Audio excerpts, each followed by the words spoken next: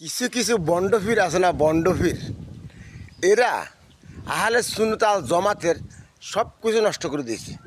এই যে মহিনুল বাসার মাঝভান্ডারি, হ্যাঁ তো একজন আল্লাহর অলি। তো এছাড়া দেন আমরা ঢাকা অমুক জায়গার মধ্যে গিরাঘাটটা ভাঙি দিছে, তখন তার আল্লাহর অলি তো আছে না, হ্যাঁ তারা আইন অনেক তারা বাঁচাইতে বলি।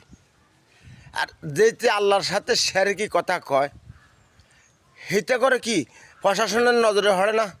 প্রশাসনকে আমি দৃষ্টি আকর্ষণ করে বলছি, যারা আমাদের বাংলাদেশে আল্লাহর সাথে শেরকি কথা কয় তাদেরকে অ্যারেস্ট করেন, আইনের আয়ত্তে দাঁড়া করান।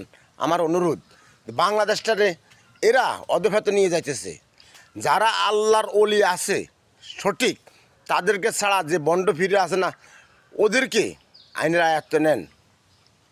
আমার একটা অনুরোধ প্রশাসনের কাছে, আমার অনুরোধ, এই যে এতে কইলো, এই যে বন্ড ফির সাহেব কইলো, এটা কেরম ফির সাহেব কয় কিতা, কালে ডোল বাসি বাজাইও হো তোরি কার ভাই, মরণ কালে ডোল বাসি বাজাইও। ওরে কলমা কালামের দরকার নাই, আমার কাছে গাঁজার অভাবে নাই।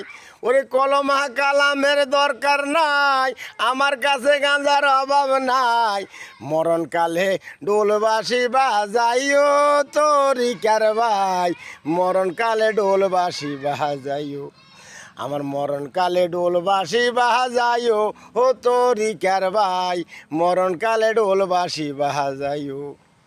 আরে কলমা কালামের দরকার নাই, আমার কাছে গাঞ্জার অভাবে নাই।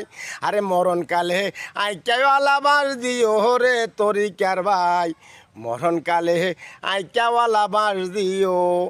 এই সমস্ত এই যে মহিনুল বাসার না বালের বাসার স্যাঙের বাসার তোর যে কুত্তার মতন ফিডাইছে, তখন তোর ওরিয়তা কাম করো নি।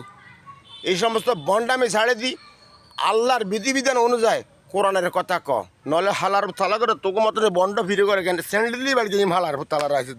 খবরদার।